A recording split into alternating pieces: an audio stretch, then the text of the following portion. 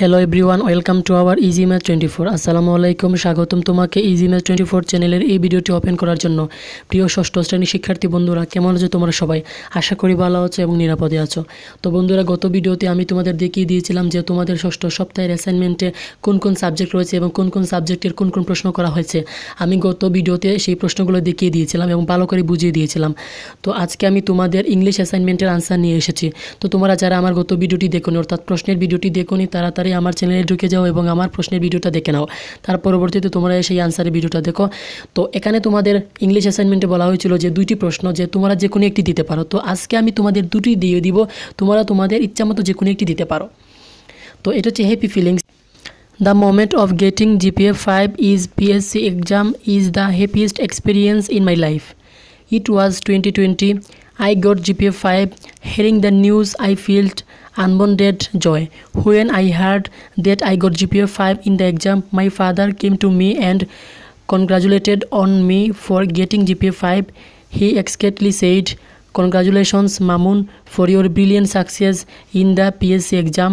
Hearing the wish from my dear father, I was the happiest person in the world.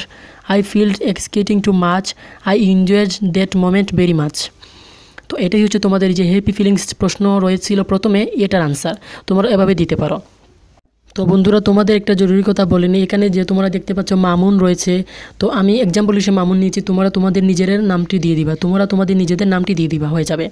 আচ্ছা, তো তোমরা এখানে দেখতে পাচ্ছ যে উপরে হেডলাইন রয়েছে যে হ্যাপি ফিলিংস।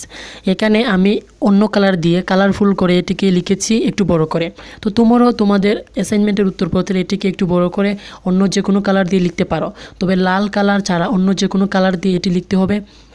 এবং তোমরা অন্য যে কোনো কালার দিয়ে একটু বড় করে লিখবা, এতে তোমার অ্যাসাইনমেন্টের উত্তরপত্রটি অতি সুন্দর হবে। তো এভাবে লেখার পরে তারপর আমি যেগুলো লিখছি সেগুলো তোমরা A to Z লিখে দিবা।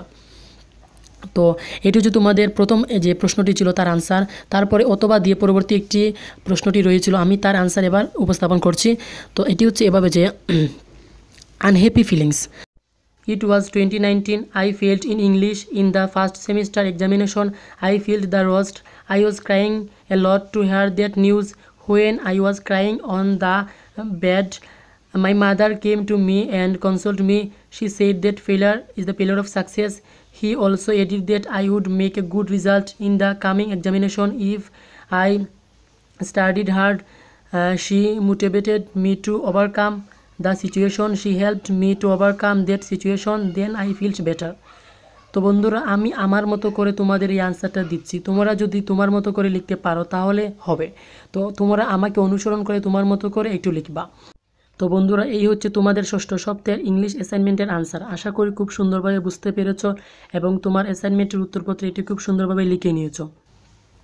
তো বন্ধুরা, আজকের মতো এখানে বিদায়। দেখা হবে আগামী দিন আগামী ভিডিওতে অন্য কোনো অ্যাসাইনমেন্টের সমাধান নিয়ে। ততক্ষণ পর্যন্ত ভালো থাকুন সবাই, সুস্থ থাকুন। আল্লাহ হাফেজ। আসসালামু আলাইকুম।